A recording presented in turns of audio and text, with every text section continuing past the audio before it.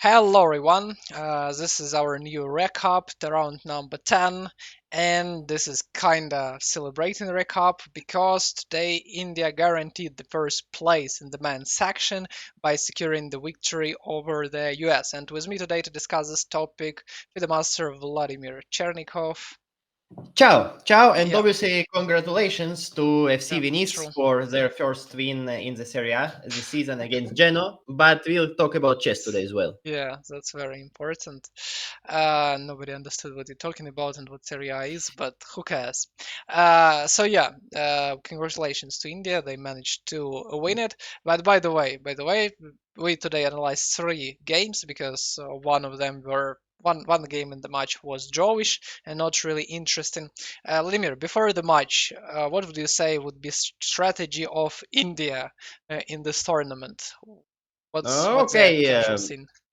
in general, they will also, since now draw almost were guaranteeing already the victory, so maybe they wanted to even draw in all the boards, but okay, usually it's Erigaisi is one who play for a win, and the rest of the players try to make a draw Yeah, and stay solid. especially when we talk about the situation when Erigaisi playing white pieces. And today, games were Gukesh versus Fabiano Caruana, Prague, yeah, so Wesley Saw versus Prague, Erigaisi versus Dominguez, and Aronian versus Vidit. So, if you were a coach of US, what strategy would you choose? To play for a win on boards with white pieces and with black, maybe trying to make a draw. And especially to try to make Hold the the guys game, at least. yeah, to make the game as boring as possible on the board of Erigaisi. And we will see, did US come to this conclusion as well to use the same logic. But we'll start with the game number one, which is Fabiano Caruana playing black pieces against Gukesh. And let's get started right here. First move d4, knight f6, c4 e6, g3. Not the first time we see Catalan from Gukesh. d5, bishop g2, knight c6. Do you often see such moves in Catalan? Okay, no, in my games sometimes, but in good games I don't see it often. Yeah, because normally if you want to play knight c6, you're trying to take dc first. But right here, Caruana has something in his mind. Knight f3. And the next move gonna be even more shocking, clearly showing that Caruana decided to show his huge balls and try to play for a win with black pieces no matter what, because he carries his team throughout the whole tournament. He played Rook b8. Great Uh, move, great idea. yeah, idea is great. It was tried like 5, 7 times over the board ever.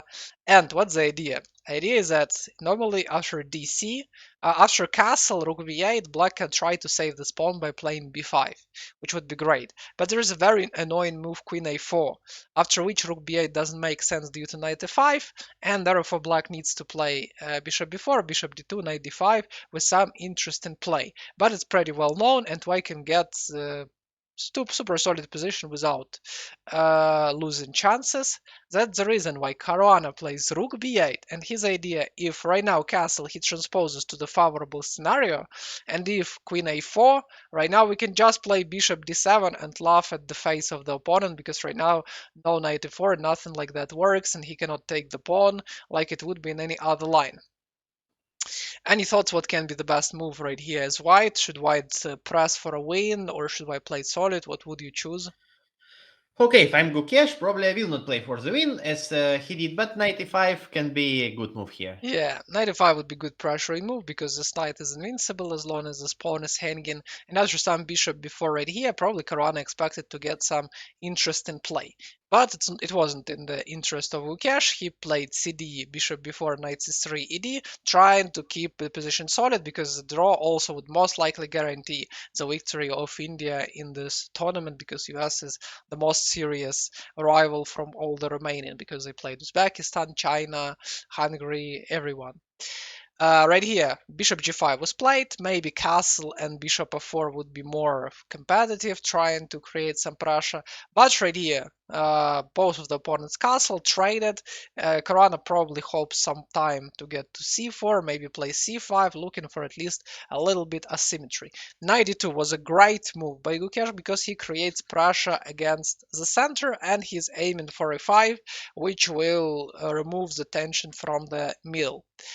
In the game, Black needed to choose between bishop e6, knight e7, and rook d8. Caruana chose knight e7, which looks logical, but probably rook d8 was better because right now this knight guards the pawn on a7 and nobody can attack it after, let's say, here and queen a4. And right now, Gukesh plays e3. Any like explanations? Why not e4? Would you play 4 in the position?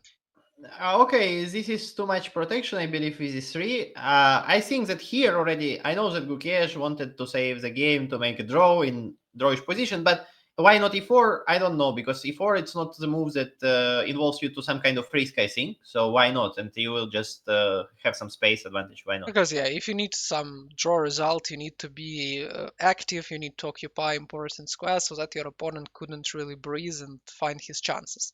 But okay, bishop e6, queen a4 attacking the pawn. Right here, Caruana had a cute maneuver like this, because the pawn on a7 would be hard to take because the queen could be trapped, but he goes for natural a6, and finally e4 happens. And 99% of people right here probably would take, and then get some playable position. But Caruana continues pressing for a win and he plays c5, absolutely blowing up everything in the middle. Very unexpected move because, like, I don't know, giving up a pawn, messing everything up, even though he wants to play for a win. Queen a3 was played. Move is very sophisticated. Can you explain to our viewers why, let's say, this is not a free pawn? Okay, because here there is some intermediate can be happening. For example, Oh, okay, let's say even knight b3 can be knight f3. Knight f3 yeah, is even better, yeah. knight b3 actually probably a bit Yeah, better because knight if f3. queen f6 trying to defend the knight, we got Yeah, another a5 nice and intermediate move another and pawn. Yeah. queen has no squares left. b6 was played. This pawn again not free because then this pawn would fall. Rook b1 was played, increasing the pressure, and rook e8.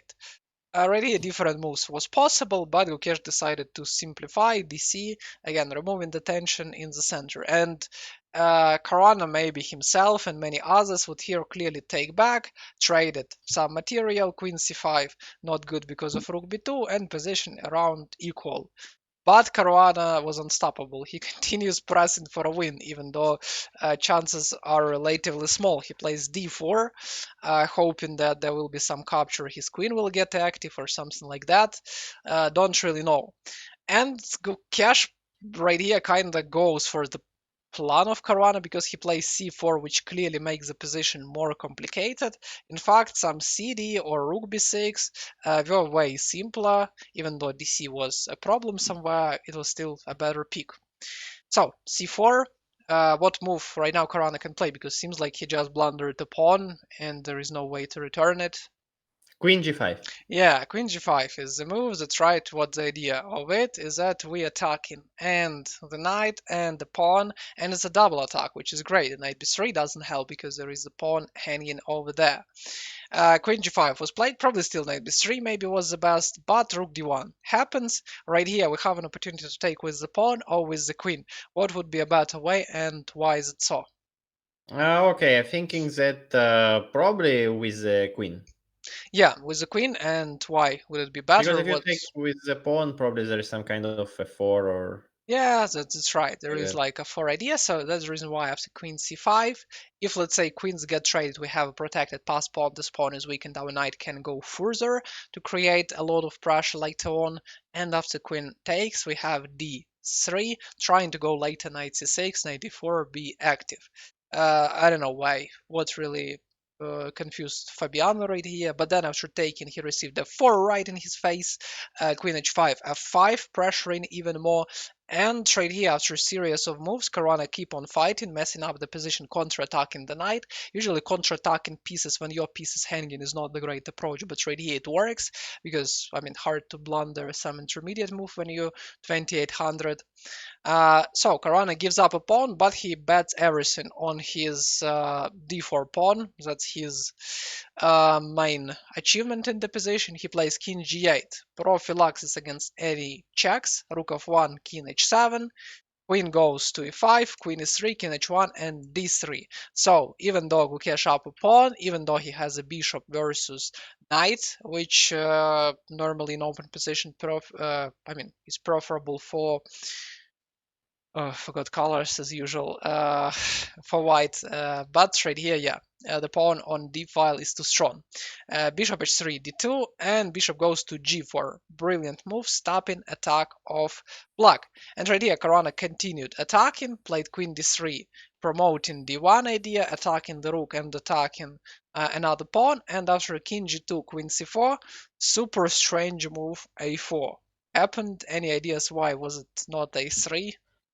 No, okay, so probably I just now came up with the idea. Maybe it was kind of invitation to force the draw straight away in this position, like to oblige Caruana to take it. That's the only reason that I see. Because if a3 would be played, I think it's just better, right? In this case. Yeah, you're just not giving up a pawn. So I don't know what was in Gukesh's head. Maybe he had some reason, but I don't see any reason giving up a pawn for free. Besides, it's like a bait, as Vladimir says. And so here, actually, Caruana probably should have like calmed down, say, okay, I can't win it, I need to take. And even though there is a rook of 7 idea trying to deliver the mate after rook g8, it seems like we drop in the knight, but then we promote our queen, trade, and the position is absolutely equal. There are lots of perpetuals. The position would be absolute draw. Bishop h5 right here also wouldn't help much because we have some queen c2 and discovered checks. Queen c6 was played, queen d4. Right now the pawn is attacked, but it cannot be taken as long as we have this move. And what Caruana should have done. Definitely knight g6, bringing it to e5, and okay, being ready to take on e4 after it, because even before there was a line where it was a good move, but it didn't work because white had opportunity to play queen c6 like some moves ago before king, and that's why king h7 was played. So now knight and g6 is very well protected. Knight goes to e5, e4 pawn hanging, and draw. Yeah, that's true. That's true. And yeah, also it reflects bishop d7 threat, which is a fork if you didn't notice. Queen g6 was played, and then probably Gukesh was looking at this position like, what the hell is that? And just plays rook f4. And this is it. Caruana lost just with one move because instead of improving his knight, he completely bails them out, forgets about them, and right now this pawn just drops. And without this pawn, Caruana can do nothing, and it's a mutual time trouble. And by the time it was over, the match almost was over because this was one of the most decisive games, and so was already pressing Prague, as we will see in the next game. And this is it. That's how Fabiano Caruana, I don't know, is it the first time he lost or not?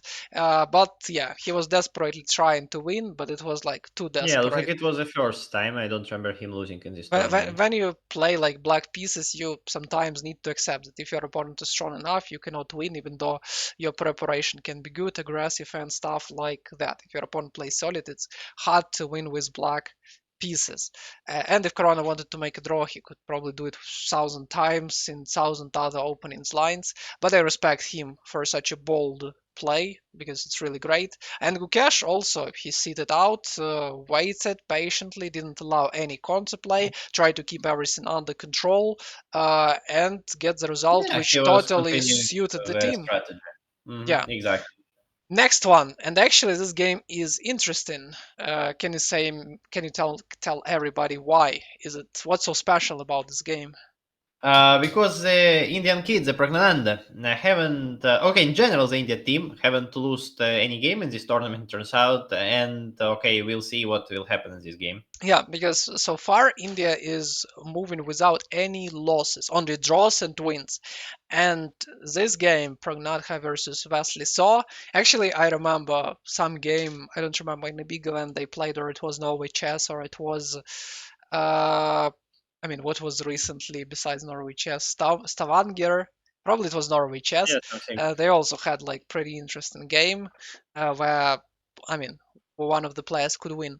But right here, Wesley Saw plays Wesley Saw, the most solid opening that is possible, which is Italian or Piano or whatever you call it. Right here, a4 is played. The move is tricky. Idea is that after knight a5, our bishop will have room to retreat, and bishop b3 people usually nowadays don't play because a4 is more aggressive setup, trying to seize more space, and space is pretty important. And with engines who are evolving, they love space, so it makes sense.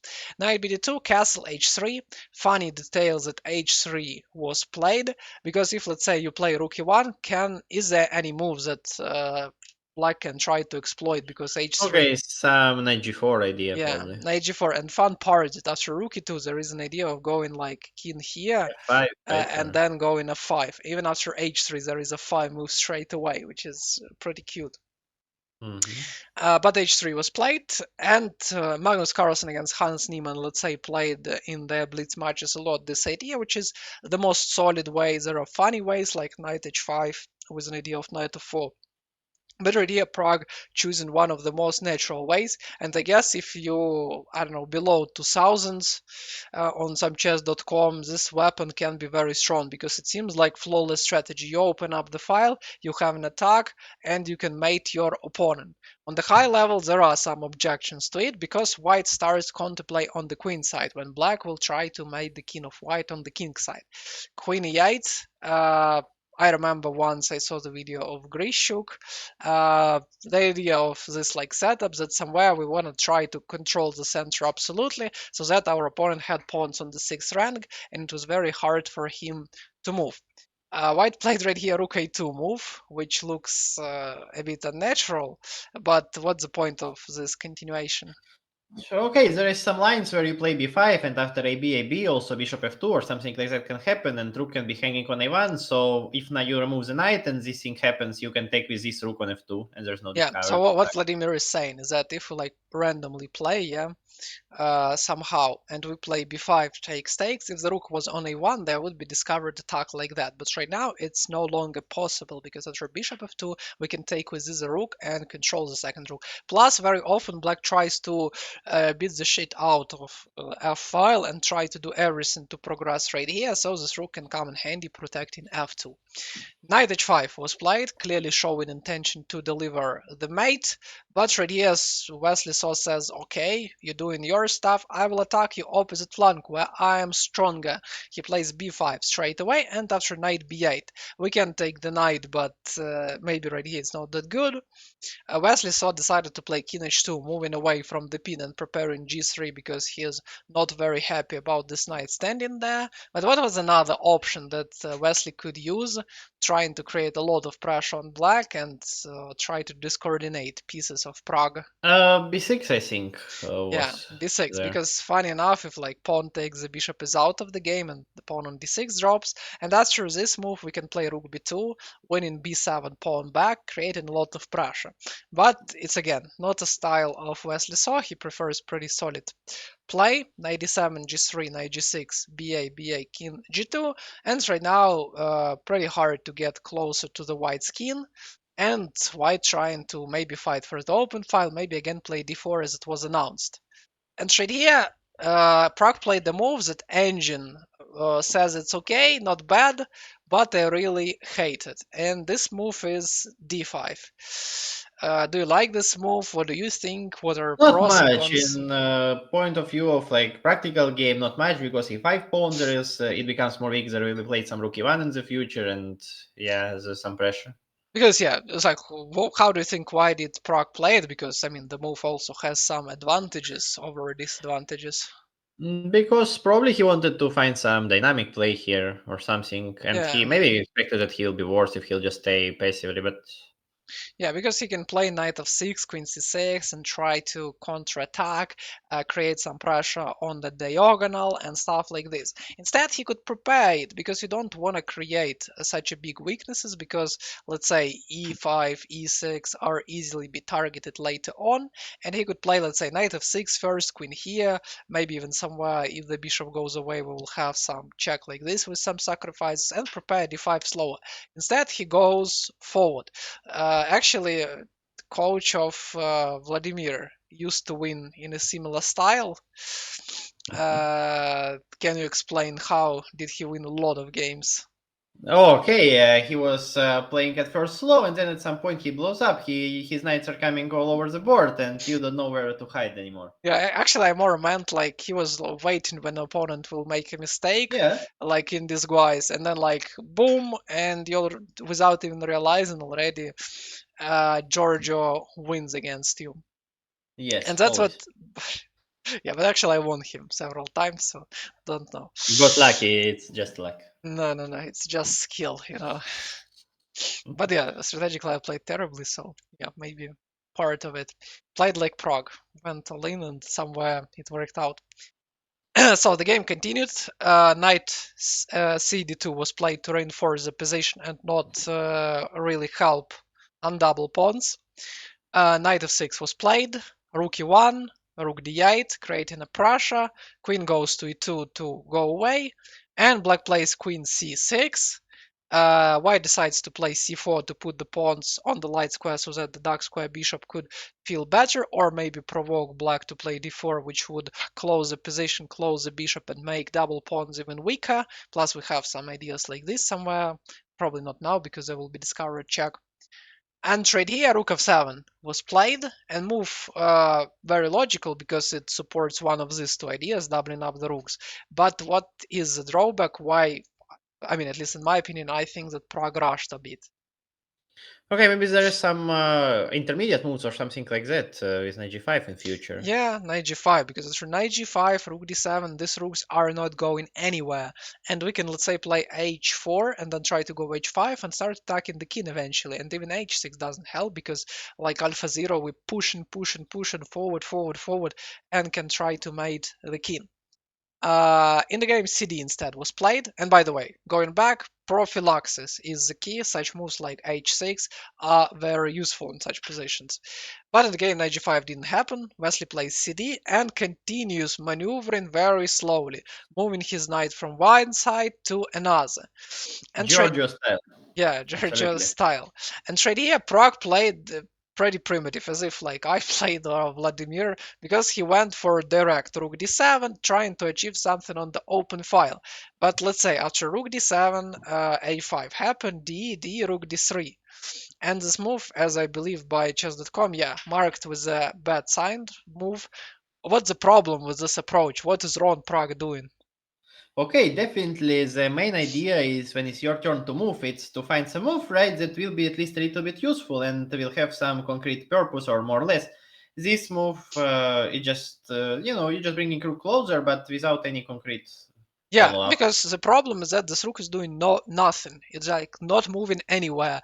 And usually you want to improve pieces, but like you're not improving pieces in order to improve pieces. You're improving it to create threats. Rook d3 doesn't create any threat. Maybe like it's somewhere rook c3, but it's too slow. Instead, Prague was attacking e4. He could play, let's say, rook b8 and start like after d, continue his plan, pressuring it. And later the rook on f7 could come in handy. Pieces naturally playing once with each other instead rook d7. I don't get it because it's like really too direct play right here, and like Wesley, whose style is very often waiting, playing like slow roll, not rushing, trying to improve. It plays for him very well because what Prague is doing favors him. And right now he goes rook d2, which is not the worst move. I don't know. Engine of chess.com as usual, chilling on his own vibes. Maybe rook c2 was better according to him, but yeah, the move was totally fine. And after trading, Wesley plays queen c2, creating threats, trying to capitalize on the weaknesses that Prague created. Rook goes to d7, queen a2 check. Right here, king h8 was a bit better because of what happens next. Because what happened next is that the queen came to e6, trying to go to f5, which is not the bad move. It's like, I mean, from plus 2.5 to plus 1.7. So like, so it's really worsening the position. Probably, but okay. Any thoughts what could be better? Because queen e6 speaks for itself, has a direct idea, but what Mhm. could be faster? Faster even than queen e6. Wow, it's difficult. Maybe h4 directly or something like that. Maybe h4, but I was more thinking about like knight g4, because after knight g4 taken, we will have Ah, g5 yeah, Sunland. opportunity, Yeah, rook h1. or Right. even like knight g5 and even go for some cute mate, Yeah, that's something true. like that.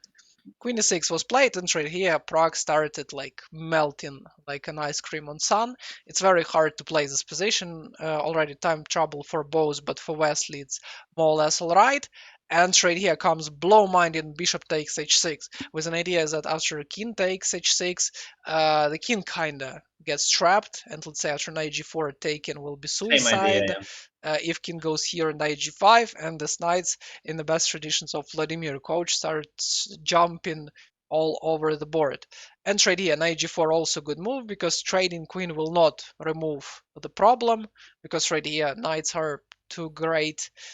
It didn't happen. Queen f5, queen h5 attacking the weakness, knight h8 seems to solve the problems, but then knight goes to the outpost, and the game was over with a brilliant move knight h6, with an idea that after queen h6 here, check. But honestly speaking, I don't think that Prague was that disappointed. Of course, there is a food for thought. What component he can work on, and I'm pretty sure it's a valuable experience for him, because we come to the dessert cherry on top. The moment of all Olympiad. Erigaisi playing against Dominguez Perez. And we remember in the beginning of the video we said that like the best strategy would be to try to get position dry so that Arjun couldn't get an advantage, like it was in the previous round. As I remember, who did they play? A previous game against. Okay, it's Uzbekistan they played, right? So Maybe then round before they played against. Vahidov and No, no, previous. no. Probably before they played against Iron, and Ah, yeah. probably he made a Ah, draw. there is this no-name guy, yeah, on short Yeah, board. Only one that's. and he really tried to keep the position as solid as possible. He played Rui Lopez, he played Berlin. He just tried to cement everything. And right here, let's see what Dominguez did, who's, in my opinion, obviously way worse player nowadays than Erigaisi, who's on the in the perfect shape. So d4 d5, sorry that I'm coughing a bit, just a bit sick, but keeping doing content for you, so please like and subscribe for such incredible effort. Yes. Yeah, so c4 c6, knight f3, knight f6. Sorry. And in the game, knight c3 Yeah, was knight played. c3. And a very interesting move that is a6. It's a quite commitful move because if white finds move c5, let's say in this position, then strategically it's uncomfortable because at some point you'll have to play to move b pawn with black, and yeah, Or you if don't you do move it, b pawn and then you yeah, suffer and for then eternity. yeah, there's some queen comes, knight to a4 comes, and if you move it after takes, I mean there's rook c1 and typical idea rook c1, knight a4, c5 square, c6 pawn, Yeah, true. and so on. And yeah, it's like if you play Slav, you can just play right here e6 and go for Miran.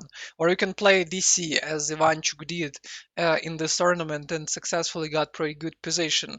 Many systems, but systems like g6, a6, and a6 is fine after e3, let's say, because then black is in time with all the drill and c5 is not working that well.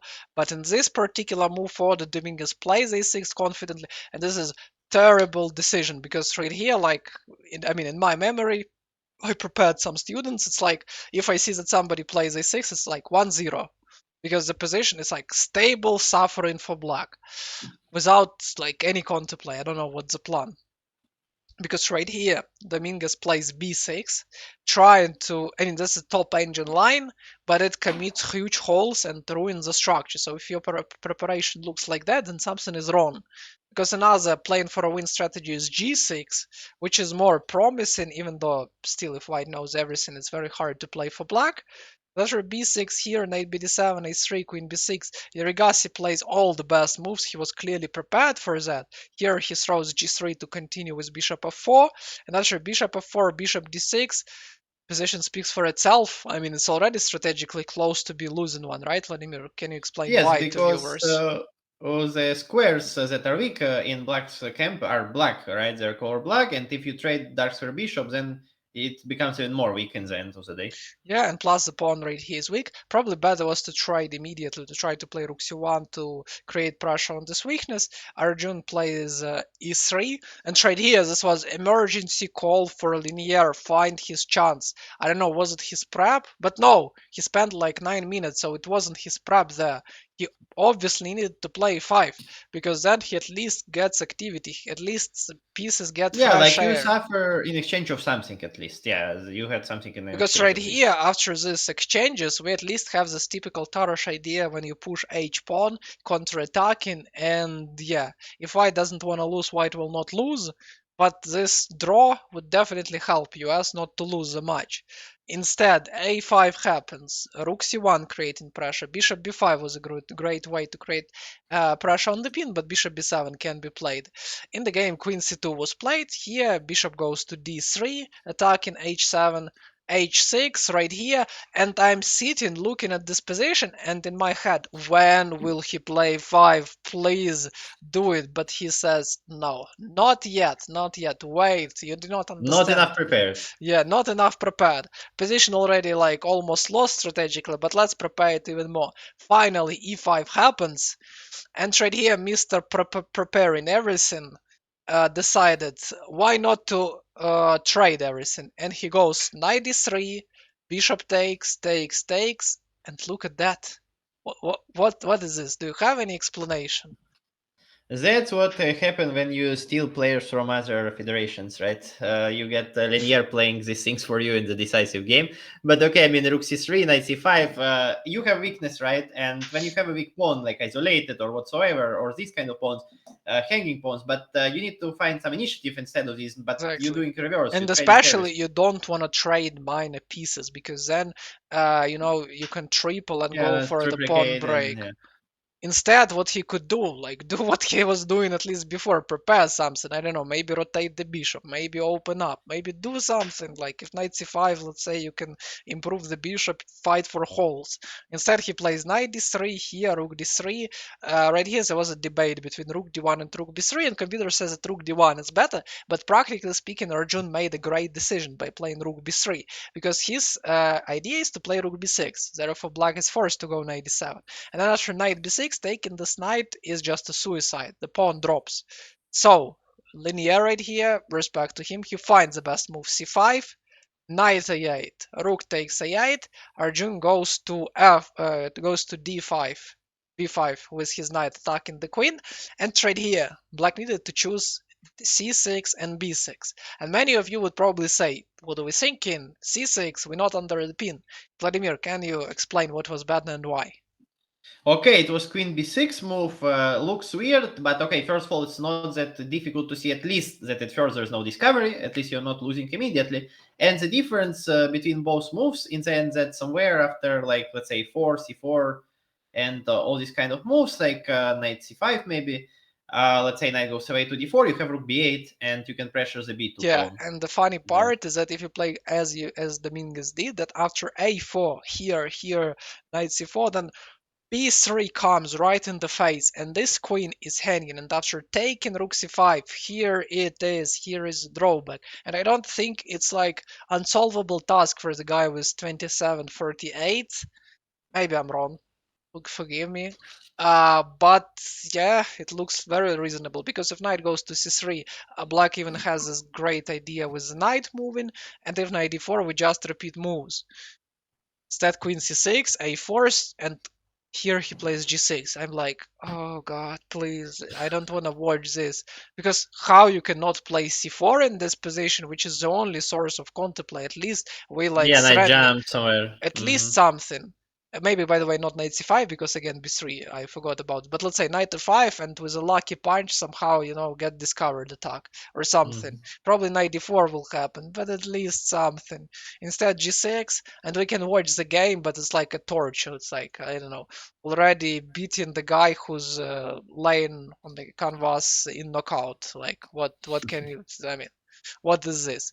The game continued, but yeah, Arjun did perfectly what he was doing the whole tournament, winning games, and yeah. It's like in such position, it's pretty easy. And right now, the king cannot stop the pawn, and that's how India became an Olympiad champion, pretty well deserved, as we predicted, by the way, in our like prediction before the tournament in our podcast. But congratulations to everybody! Really happy for all the players who boosted rating, who got this final gold. What do you have anything to add, Vladimir? No, nothing else, nothing else. Good tournament from India. Obviously, just one loss, as we said. I don't think they will lose tomorrow since they play against a very strong Slovenian team. I believe that they can hold this match. Yeah, And and also by the way, it's like maybe it would be good food for thought for US because their team is already relatively old, and they really need some fresh blood in their team. Should I again say definitely. about Hans Niemann? And then Yeah, tomorrow will be great matchup, legendary match between Dingleren and Fabiano Caruana on the board one. yeah. If he'll appear, we'll see it. And Dink today played great performance against Uzbekistan, against Nirbek Abdusatorov, not winning in the position with black with -3. So it's like But okay, I he guess played against tomorrow. Prep and he did it quite well. Really good Yeah. game, I mean, but it's true that he isn't let it slip away in very But easily. okay, we stop holding you here as hostages. It's like please like and subscribe video because we put a lot of effort into our work. Tomorrow will be last recap and see you tomorrow. Bye. Ciao.